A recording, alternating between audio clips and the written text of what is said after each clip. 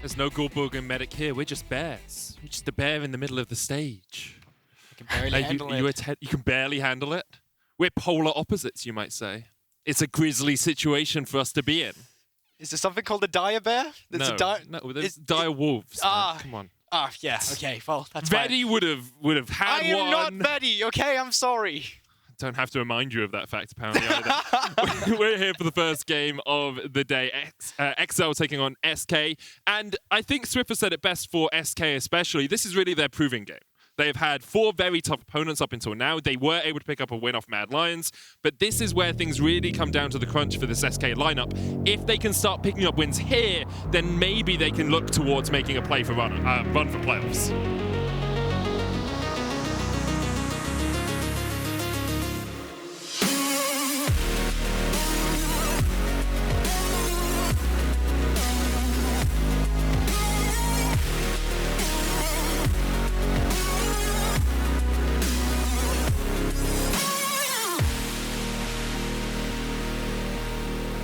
And into draft we jump. I completely agree with your statement as well, Medic. It seems like for both these teams, getting that one victory as well is something that can really put you on the momentum. Granted, they both have it so far, but they've just been so inconsistent about them every time. Something that gives you that smooth sailing towards the progress, towards finding your, more simplistic playstyle is definitely what these teams need here. And going into the draft phase, SK banning out that Akali themselves, not having any priority on that, despite them being blue side whatsoever. Yep, going to take away the Caitlyn as well that we saw Jezu play yesterday. They weren't able to get the dominating lane that we have seen from Caitlyn Lux, especially in other regions across the course of 12.1. Gragas and Jinx removed by XL. And now still available, things like the Twisted Fate and the Thresh jump to the forefront of my mind. Exactly. Diana as well, if that's something even Gilius would like to pilot. It's just the fact that right now XL is banning out a lot of these comfort champions. Jenax has already shown that he is very happy to play the weak side Gragas up towards the top side. But you mentioned the Twisted Fate. It's actually SK themselves that's going to be banning that one out. And XL, but in response for themselves, banning away Sertuss, Corki. He did have a really good game on that, and on that one victory they got against Mad Lions. And with this, Gilius favorizes the Zhao immediately. We already see the Aphelios. You have to think that would be paired up with the likes of Thresh later down the line. Lulu also up and available, and Lee Sin gets locked in. Yeah, the Lee Xin trade is something we've seen quite a few times. Of course, Xin very often teamed up with Jin in the bottom lane as well. Wouldn't be surprised if SK decide to put Jezu on that utility AD carry. But alongside that, you can, of course, look towards your support, or even, if you wanted, look towards something like a Victor pick here for Sertuss in the mid lane. But they're just going to go in with the Jayce, and it's actually something I'm surprised we haven't seen more of in the European League so far. Beforehand, we did have a fair bit of Jayce players, both in the mid lane, but also up towards the top side. And with First Strike, with the Lefali's build we've seen from him, at least in solo queue, he's been tearing it up with a lot of damage too. So they kind of show their cards already on the side of SK Gaming. The entirety of the top side has been picked here. And SK have such a strong top side as well. The 2v2 mid-jungle, LeBlanc's in. That's something you never want to walk into. Jayce, as you say, with the First Strike, but also the fact that it doesn't feel like Jayce has to snowball anymore to have late-game damage. That is such a powerful 3-man composition already. And XL like, okay, let's put some brakes on this gravy train. Malphite immediately locked in. Exactly, because you can already imagine that they're going to be having 3 ADs on the side of SK if they are locking in an AD carry for Jezu. So having this Malphite from the side of Finn, not only does it just neutralize the top side of the map where they'd like to play with a Jayce and with a Zhao, but you can also just go double armor and runes. Itemization becomes very easy, because if you were to get dived due to Jayce having the wave priority, you no longer have to worry about that. But we'll get into that once we reach the game. Ban in the second ban phase has started coming out. There the Lulu is that we talked about being taken off the table. Jezu obviously have not picked his AD. Ezreal gets taken away, a champion he's been very fond of in the past, even when the likes of Jinx was up. Obviously this time around it's banned. And Jin is still up and available if they'd like to take that away from the table. Yeah, as we said, one of those stronger utility AD carries. I was quickly having a look at Jezu's all-time champion pool, and you are going to the dregs if you're going to find a mage in the bottom lane. He has played a couple of games of Ziggs. He has played a game of Syndra. If you wanted to mix up that damage profile, it would have to be something that we haven't seen Jezu on all too much in that bottom lane. With the Xayah band away alongside the Ezreal, XL still thinking it is that 3 physical damage composition from SK. Rakan and Lulu taken away, which does still leave the Thresh open for Advienne, and that's one of his signature picks. Exactly, and I'm actually super surprised to see this one to come through. It wouldn't I mean, you can prioritize the Thresh if you feel like that's something you just want to pair up with the Aphelios immediately. You'd have to think that another route for them would just be counterpick in the mid lane here and secure another favorable matchup for them on support on R5. And it looks like that's going to be their way to go. So they're already highlighting here. We don't actually have too much priority on Thresh. If you want to have it, that's totally fine. We'll save last pick to get that counter down in the bottom lane. Does also mean that that XL composition is looking a little shy on damage. If you look at it, you know, Lissandra does have some burst, but isn't as heavy AP as something like a LeBlanc in the mid lane. Aphelios can scale into the game, but unless he gets some 200 years ultimates off, he's not going to have too much impact until he has 2 or 3 items.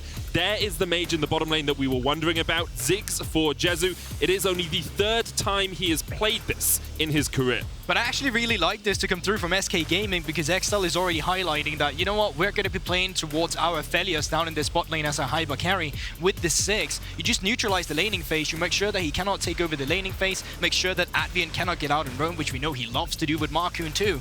So despite Advienne coming through with a Leona here on R5, I'm not expecting them to do too much down in this bottom lane just because this Ziggs is just going to be clearing waves. It's very hard to get on top of a Ziggs. Satchel Charge can interrupt Zenith Blade as well, so if Ziggs times that well, you can knock the Leona away from her E-engage. Becomes very tricky for any support to really find purchase in that bottom lane. Now that we see the compositions more holistically though, Guldborg, hit me up with your general thoughts. It's just 2 different sides of the map that you're going to be attacking here. From the side of SK, you can clearly see, alright, we want to go up towards the top side of the map with this Jayce. I love the response then from XL because they're like, you know what, I'm going to go for the Malphite here. I'm going to try and neutralize top side. And then on the other end of the coin, XL, obviously what we just talked about, we want to highlight our bot lane. SK then realizing this and adapting the draft saying, all right, let's neutralize the bot lane. So we have 2 different fronts of attack here on the map between these 2 teams. SK focusing on the top side, XL on the bottom side. Let's see which side comes out on top.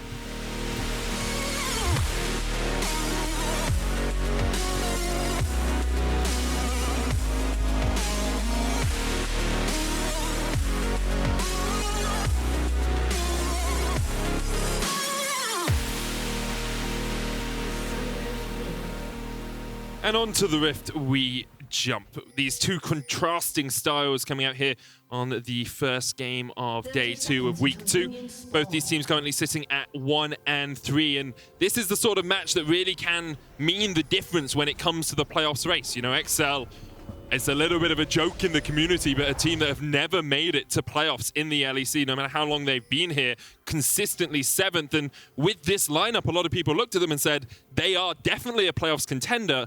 If you can win games like this, you really put your name in for at least that 6th spot, if not higher. Especially because we thought that XL was this team that came in with a little bit of a head start. They only changed out on the top side of the map, and especially in the early game, it has not seemed like this was a team with any mistakes. Like, in their early game, it's been clean so far, good objective control as well.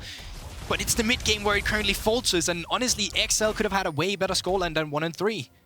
It's XL's early game, as you say, has been incredibly strong, and it's Trouble highlighted it really well in the telestrator. It's the mid game, right? They are top half of the table in first blood, gold difference, and KD at 14 minutes. Like, they are in a very strong spot in the early game. And you might say 500 gold is not a gargantuan difference. True. But XL aren't a team that's expected to beat anyone by a gargantuan amount. They're a team that's expected to be even to slightly ahead in the early game and then transition that into mid-late. They're just missing that transition point at the moment, Guldborg. And it's difficult for them. We'll get into it later on towards the mid-game, see if they can finally set it up. But up towards these lanes, as we've already highlighted a little bit, most of them will just be neutralized. So up towards the top side, Jenax obviously being ranged into the melee matchup of the Malphite will have to push up the lane in towards the mid lane. Nukeduck has gone for the Aftershock on the Lissandra once again, just to neutralize the lane of the LeBlanc here. Obviously, LeBlanc can still find her way out on a side lane later if she were to get any prior, but right now, Nukeduck is in charge of this mid lane wave. And then down towards the bottom side, XL once again with their aggressor in the bot lane, being able to deploy the pressure here with the Aphelios in the beginning. Ziggs will be able to take care of the waves later on once he gets some extra ability points into towards its queue, but before that, it is Aphelios with the priority. From what I remember with the Ziggs bot lane, you really want your lost chapter before you're able to effectively clear waves, get rid of those casters relatively quickly, and you can see Patrik and Advienne with the lane advantage for now, but Jezu will be able to catch this as the wave pushes in. Advienne something he's done quite a lot across the course of this split so far is roam around, join up with Markoon, and that Mark and Hank duo, something that we saw last year, continues to be in effect for XL. The question is, what can he do on this Leona? Because you look at the lanes, I'm like, you're probably not going top lane for ganks, although sometimes we do see that. Mid lane's very tricky to catch out because it's a LeBlanc, and bot lane's just going to play incredibly safe. One thing they've been very good at doing, Medic, that is the skirmishing around the two of them, where they just meet up in the enemy jungle. So if you have bot lane priority, if you can get mid lane priority, then you just try and invade on the enemy red buff when it spawned, on the enemy raptors when they spawn. You can already see the priority that XL's lanes has given them in advantages. You got early recalls off. You can take a look at Nukeduck. He's on 2 items right now. Well, not fully completed, but item components. And the same goes for Patrik down towards the bottom lane, despite him laning against an AD carry, or AP carry rather, with teleport. So they're able to get a few items here in the beginning, but only time is going to tell how much they can get out of this with the value.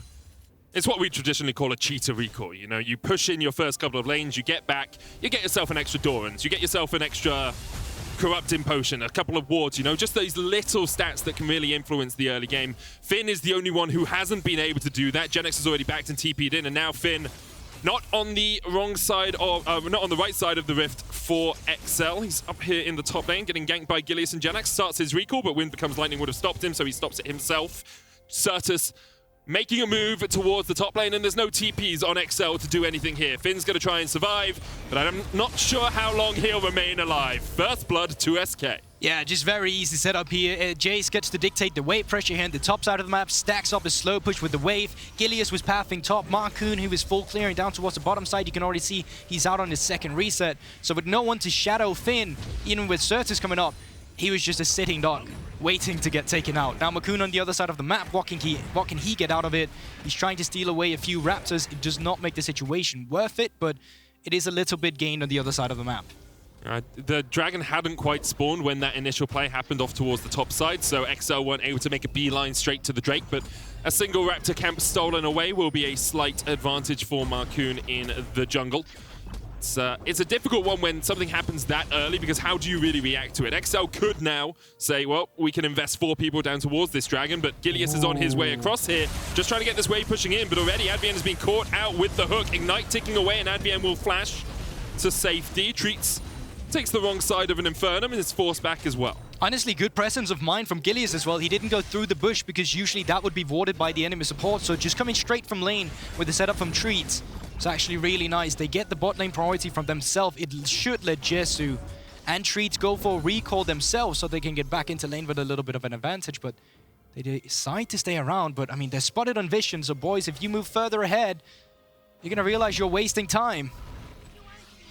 Jezu, of course, does have the TP to get back. It was a perfect timing, though. Cannon wave pushing into the enemy tower. You back then. You're probably not going to have to invest your TP to get back on into the lane and catch that wave. Nukeduck with the Demolish in the mid lane gets a little bit of damage onto this tower as well. And it's important to note, Nukeduck not taking teleport on the Lissandra here, instead going for the Ignite, will help them out in later fights, but does mean that he doesn't have quite as much pressure around the map as Sertuss may be able to enact. And this is actually really interesting right now, because despite the fact that the bot lane decided to stay down here, they're coming off late resets. Now you can see Advienne, he actually recalled earlier. So now you were talking about Medic. How does Markoon and Hank, or Advienne and Markoon get out of the map rather? Well, they do it like this, with some reset timers favoring them out to skirmish around, seeing if they can catch off Gilius. They're not spotted on a ward here. Good roaming from Advienne so far.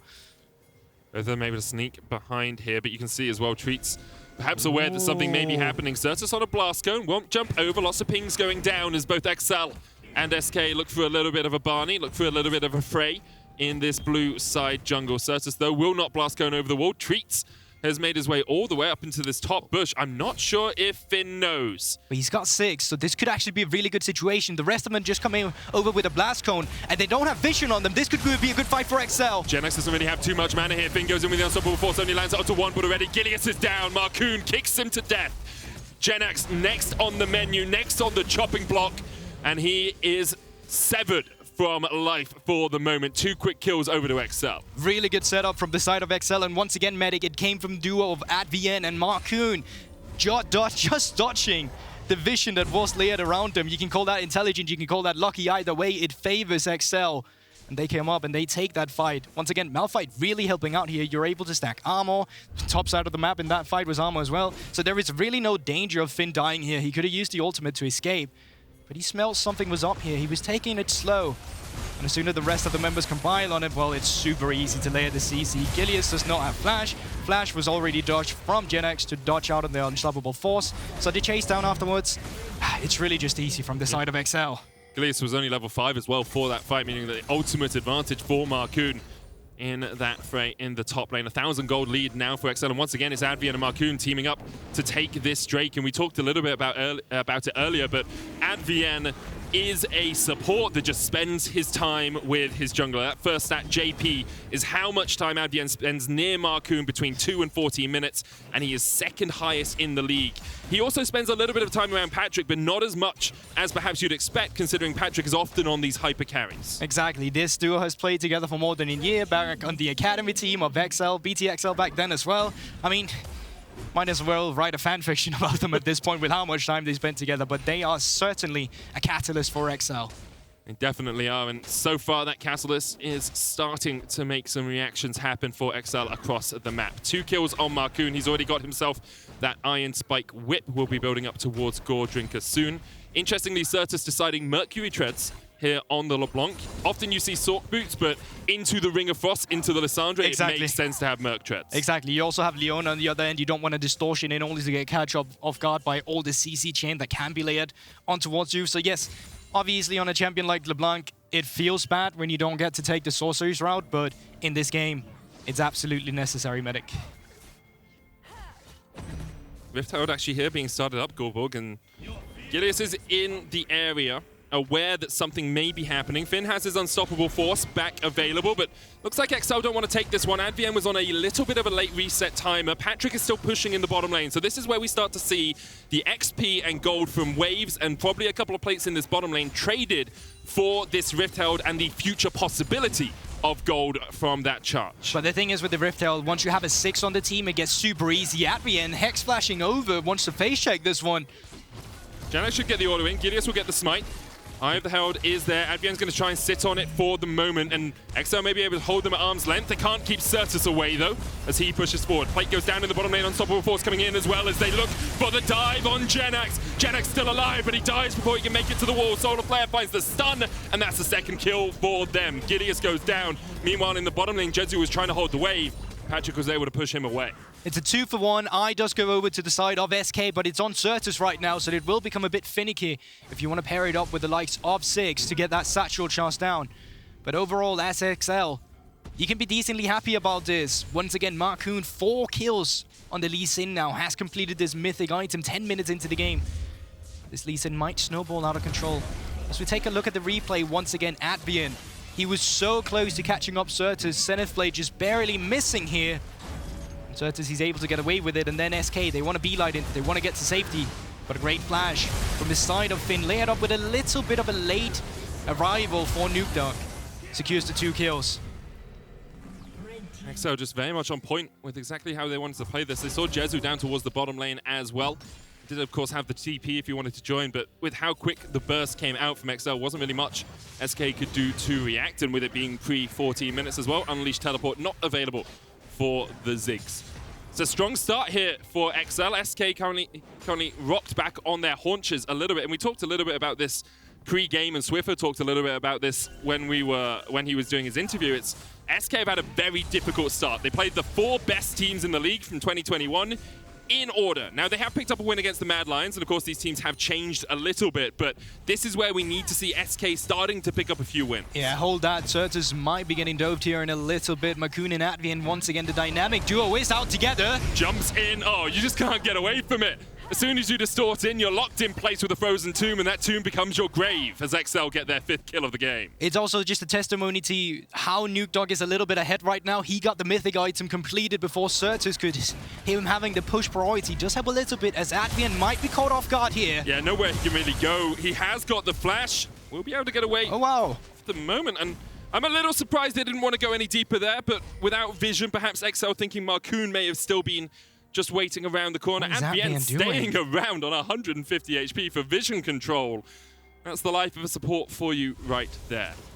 I mean, it does work out still for them. We are nearing the 14-minute mark soon. So unleashed teleports would be a thing, but as you can see, Sertuss has just used it. The same goes for Jenax, Finn. And Nukeduck went with Ignite on the Lissandra as well, trying to get as much out of the matchup as he could. But it's just, if you take a look at the minimap right now, there's a Drake coming up in just a few seconds, but let's just look at all the vision control right now from the side of XL. After they're done with a topside play here, if they want to reset down towards it, they'll already have this setup ready for the Drake spawning in 30 seconds. But before that, Gilius might be finding Markoon. Markoon tries to jump away, uses the flash as well. Finn still has the unstoppable force, and so will be able to escape from any oncoming advances from SK. Chunked out though, and Rift Tower is going to get put down. As you say, Dragon up in 18 seconds time, but Markoon perhaps wanted to reset and didn't quite have the time to do that before he was hit by the wind become lightning. Jezu here, satchel charge. Even though he's rooted in place, Frozen Tomb still available for Nukeduck. Rift Tower charging in the top lane, and Jezu is just soloed out by Nukeduck. And it took 6 kills, but finally someone other than Markoon on XL has picked up one. Oh, I don't even know. They haven't gotten the topside turret yet. Oh, there it finally goes. So the first turret does go over to the side of SK. So the gold value is still given to you out of that objective. The rest of the team, they've been so slow with the reset. The rest of XL is already piling up around this Drake now. Once again, the vision control, they have all the intel of them right now. They know where Sertuss and Treatz would be spotting Gilius. It's just a moment as he comes around the Raptor bush. And with this information, they are just starting up the Drake now for themselves. Sertuss rooted up, solar flare.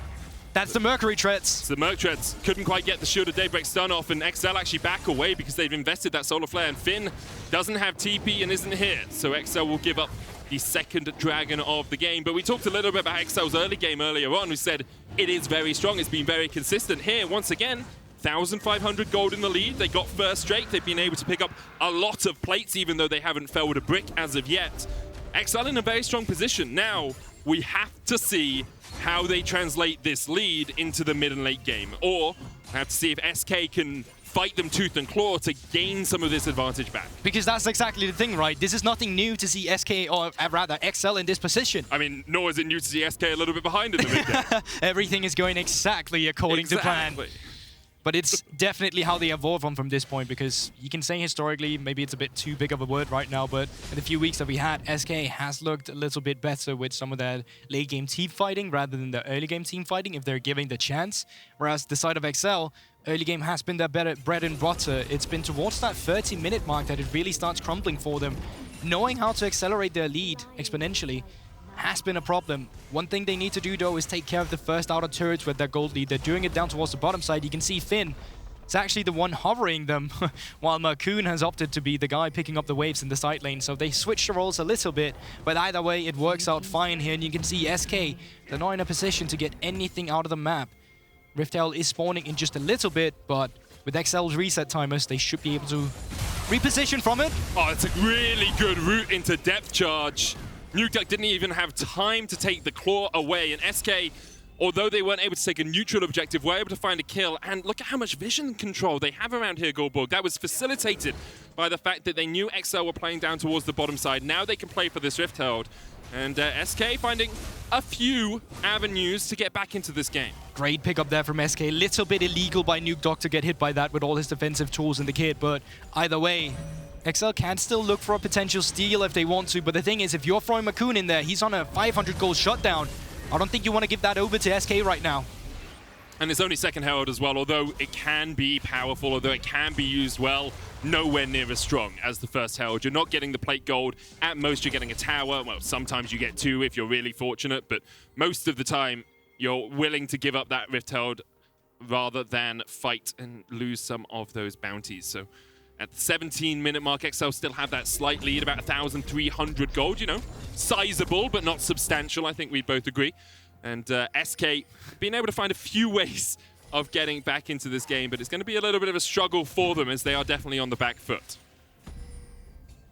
And right now, it's just a battle of control for the rest of the map. You can see they very much have the same lane assignment. I don't think Finn is going to get our... I mean, I don't think he's going to go down in this one. He is a strong Malphite. Shouldn't really be able to get solo killed by the Jayce. Now, with the priority here in the mid lane from the side of XL, they're trying to take down the mid lane turret.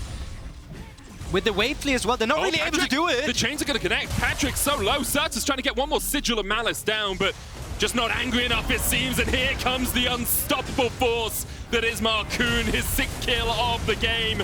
Make it a double. Gilius down.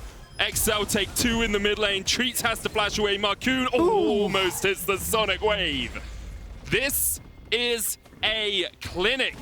And Markoon currently spelt DNOB because he's bombed backwards 700 on this scoreline. What? 007, spawned backwards, right? DNOB. I get it. Thank you.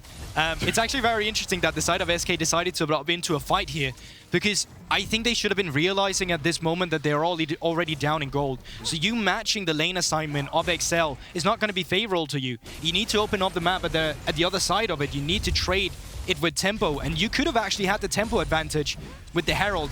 But honestly, it all starts out with a great chain here from the side of Sertuss, and despite him having the Merc Treads, Finn coming out from the fog of war, not quick enough of reaction time to Sertuss to get the flash down. Granted, it is very difficult to have that on the Unstoppable Force. And it's very fast on the trigger finger if you can find that, especially when he's coming out of the fog of war. But XL so willing to punish, so willing to dive in. And you can see SK just not quite able to find the last tick of damage to kill off Patrik in that fight. 35 seconds or so you expect on XL's next objective, Ocean, their goal.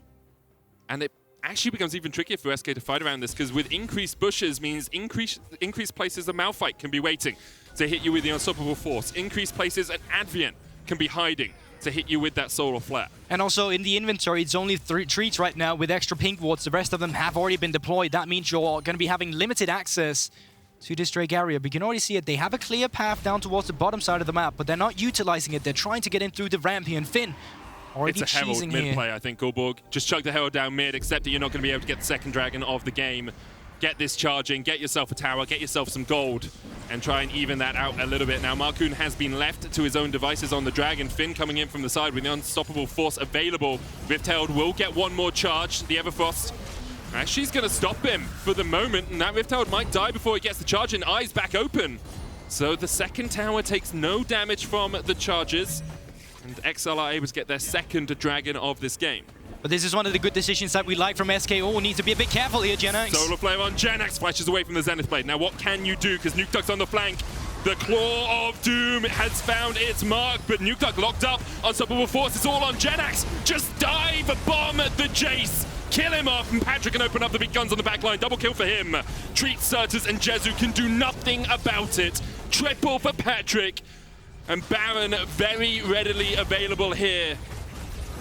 Sertuss is going to try and do what he can from the side, but instead distorts away, blast cones away.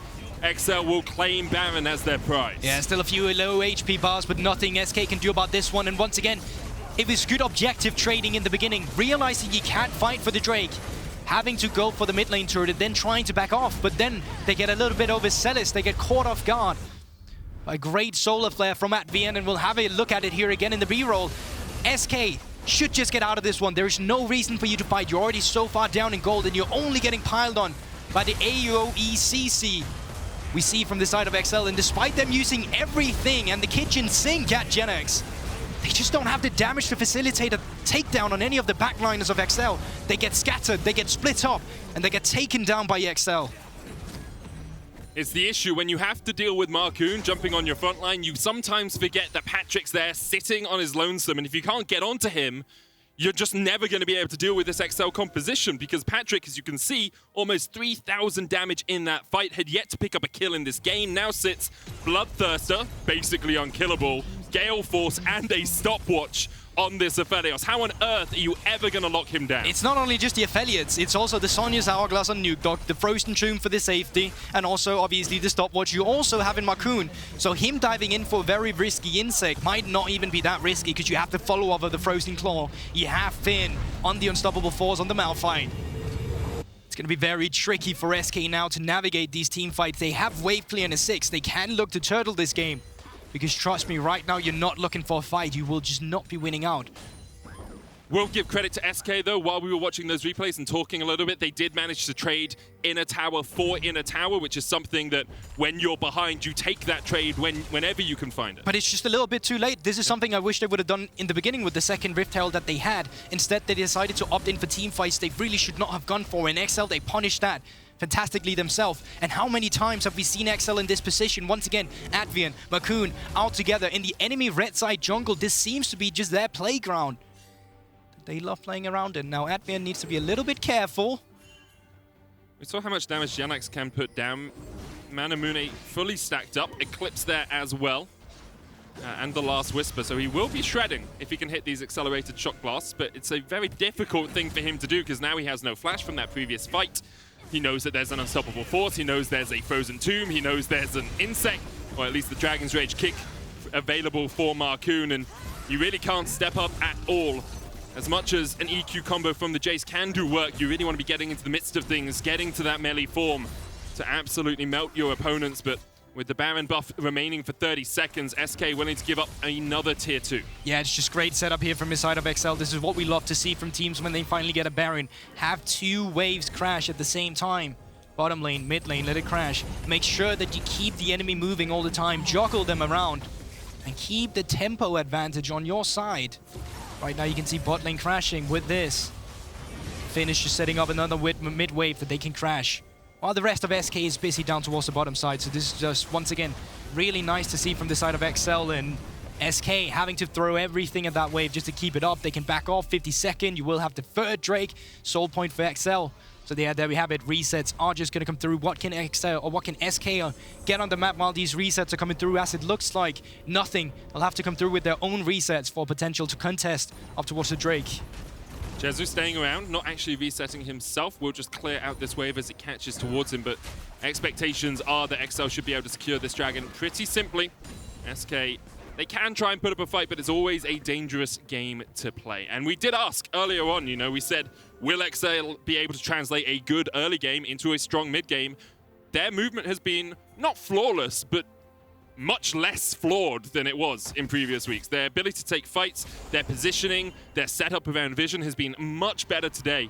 And XL looking like they're on their way to their second win here in Spring. And once again, you can see SK finally realizing, you know what, maybe we cannot go for these fights. Yep. And as you can see on your minimap right now, they have opted into allocating their resources up towards the top side instead.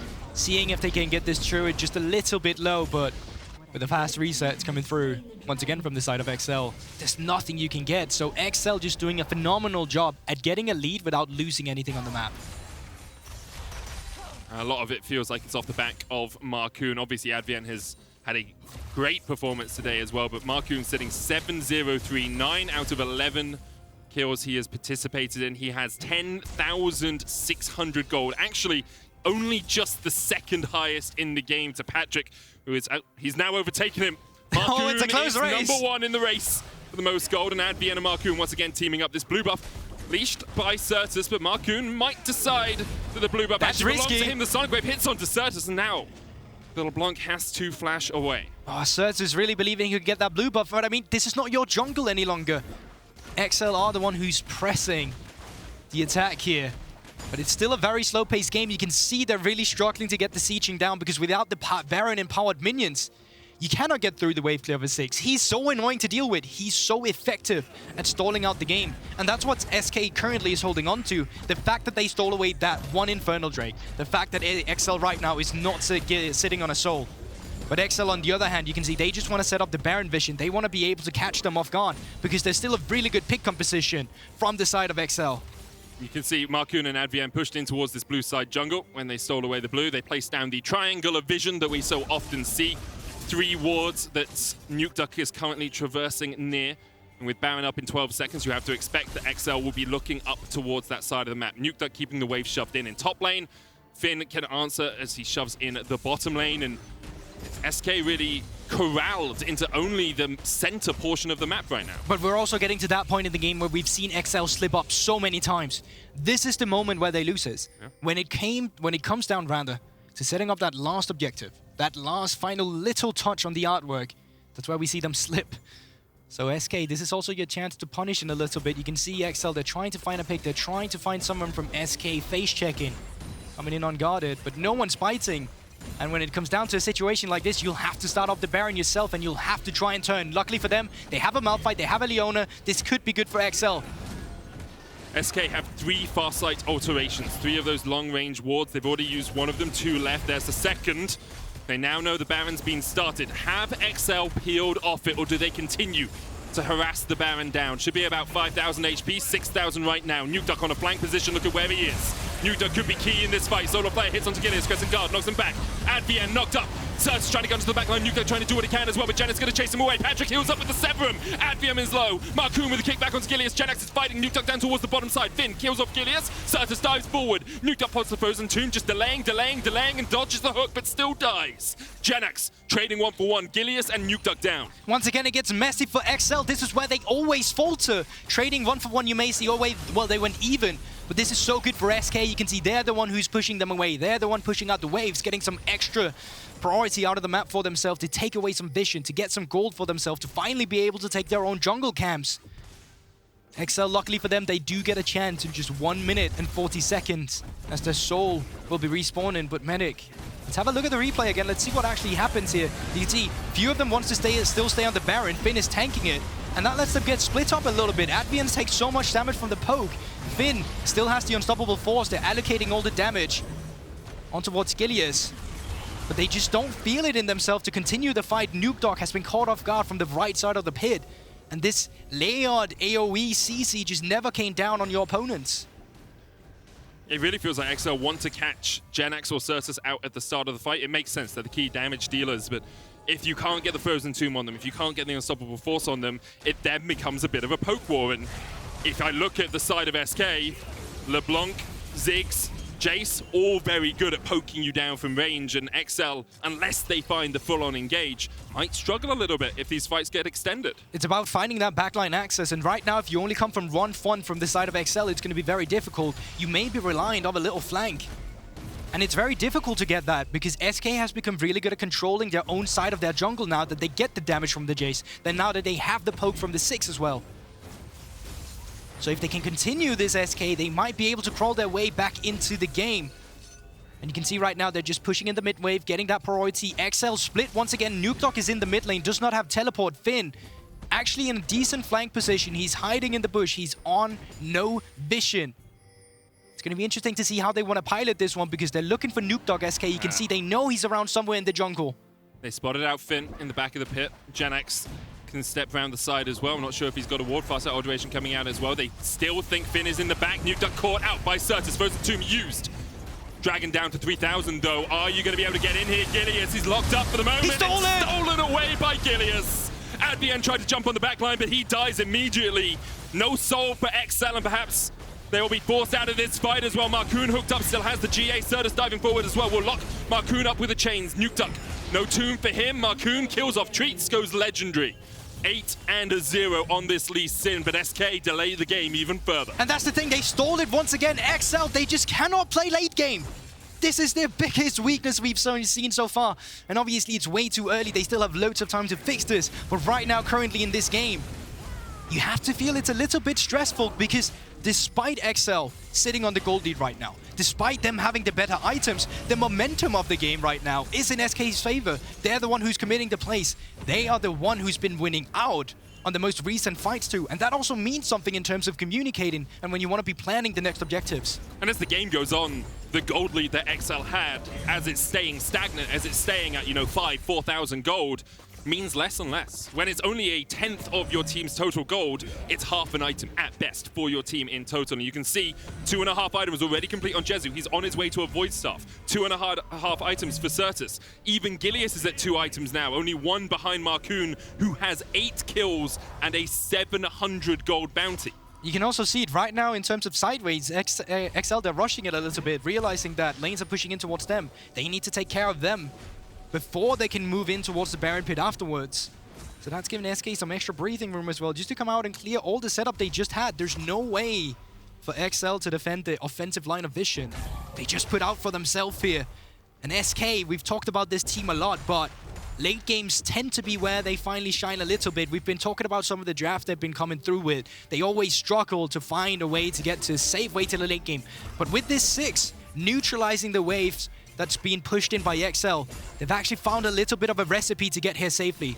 Granted, they are still 5k down, but So far, we've already talked about the fights. It's going in SK's famous recently. Definitely has been, of course. You can never look past Patrik on this Aphelios. 3 items complete GA. Most defensive Aphelios build I've seen in a while. I think GA Bloodthirst to Gale Force, but it's working out for him, yet to die. And if he can stay alive in the backline, he will just put out so much DPS. Having an AD carry like an Aphelios in these late game fights can mean the difference between winning them and losing them. The problem for him right now is that he has no one to hit. Jayce is too far out of range. LeBlanc too slippery. Ziggs way too out of range. You got Nautilus and you got Zhao. Nautilus is the main tank, yeah. Zhao's got the ultimate to keep you peeled away, both with disengage, but also just to make sure that he's not taking too much damage. So the composition that Patrik is playing against right now is super difficult, which is then once again why XL needs to be the team that finds some sort of backline access. A kick from Markoon might be insanely high value in this game. And with this, they've just started out the Baron once again. No one's on a flank position, so they're coming into this one crowded. TP in from Jenax as well. SK, they smell something is in the waters. Will you commit XL, or were you just trying to get the TP out? Mega Inferno Bomb goes down. XL pull off it. 3,000 on it. Markoon still looking for it, but Nukeduck's already down. Markoon's going to try to secure the Baron, and he will get it. But XL will not win this fight. Patrik having to back away. Markoon jumping out the back of the pit as well. Finn down. 3 quick kills to SK. Only Markoon and Patrik alive, and Treatz doesn't want them to survive. Flashed over the wall, still on the chase. Will you die this SK? Will you go for the full kill? Instead, you back away. They get Baron buff onto 2 members, and with that goal, you can argue that it's a little bit worth it, but at the same side, once again, it's SK picking up these kills. Luckily for XL, they did not take the shot down on the Lee Sin, but they once again get out of the map afterwards. They get to take down the turrets, they get to push out the wave, and they get to buy themselves some extra breathing room. Look at where they're allocating their focus once again. It's on Gilius, it's on the 2 tanks. We were talking about it. It's the backline access that you need to find, but Gilius is just taking no damage in his ultimate. 2 members, 3 members trying to take down the Baron, while 2 members are trying to turn the objective instead. It's incohesive, and it's the lack of team play from XL that's putting them in this position. Incredibly split decision-making from them. You can see huge amounts of damage coming out from Jenax once again, and Patrik unable to find his own DPS. Is a full build Jayce, well, 5 items plus boots. Very powerful pick here for SK, and XL going to try and set up around the Ocean Soul. It would be Soul for them, it would be Soul point for SK if they can secure it, but it's such a difficult road to walk for XL through these fights. But once again, it's SK who's getting multiple ways into this objective. You can see they have a clear path down towards the bottom side. Gilius up towards the ramp. Sertuss is in the mid lane as well. So them getting this poke down, you can see how difficult it is. Advienne has the flash, depth charge already used. Mega Inferno Bomb's going to come down as well, and the Comet into the hook, and Advienne is dead. He could do nothing at all. Sertuss diving forward, looking for the chains, can't land them. Markoon maybe looking for a steal, but it's so difficult when you're met by the poke. If you have to go through a choke point like this, SK are very willing just to chuck bomb after shock blast, after distortion against you. Completely unplayable from the side of XL. And SK once again doing a phenomenal job with that contest on towards Gilius. Finn has ult. Probably going to wait for the Crescent Sweep to go down. No. Moonlight Vigil, Gilius, Jezu both low. Gilius surviving, but Markoon will take him out. Jezu killed off as well. And XL in the right position to find some picks after the fight. Yeah, luckily for them, no new Baron is already spawned, but there is Baron on Advienne and on Patrik and Markoon in this instance. And with this, they will just push in the mid lane turret. So they will get something for themselves, but I don't think they're in a position to end here. Can try and press forward for the inhibitor if they'd like to. 4 versus 3 right now, pushing down the middle lane. 20 seconds on the Baron buff. Not the best power play for XL, but they're trying to make it count at least by taking down this inhibitor. The tower's already fallen, so has the inhibitor. Are they going to continue? You got 20 seconds on Jezu, you got 15 on Gilius, you got Jenax there. No way. A wall in front of you. The hook from Treatz only hits a minion. Nukeduck just trying to kill Jenax on the back line. Jenax kicked into the fountain and he will survive. The minion wave still stands, and so do the Nexus towers. 3 seconds on Gilius. Will be able to kill off Sertuss. Jenax now needs to come out, needs to clear the wave, needs to help out his team. Treatz down, Finn there, the Nexus towers fall, and XL have just slammed their faces into the wall that is SK. The Nexus still stands, but Patrik has finally come alive. A triple kill for him, and the Nexus will fall in the end. XL take the win. I cannot believe that is how this game ends. Nothing feels worse for Gilius and Jezu in that moment. The late game from SK the way they contested all the objectives, the way they found their way back into the game through their poke, through their team composition, it finally started to work. And then Markoon decides to stick around together with Finn. They're able to pick them up. As XL, you're not happy about this win, but you take the dub when it finally comes through. And you can see, yeah, XL, that does not look like a dressing room of an overjoyed team. That does not look like they are incredibly happy, but obviously a win is a win. Now, key player of the game votes at LEC on Twitter. Finn, Markoon, and Advienne are your options. Markoon didn't die. Maybe he died right at the end? Oh, he was... Did he not? He went into GA, he may have died. I was going to say. He had an incredible game. We'll look closer at this game with Markoon in a few minutes as XL just secured their second win of the year.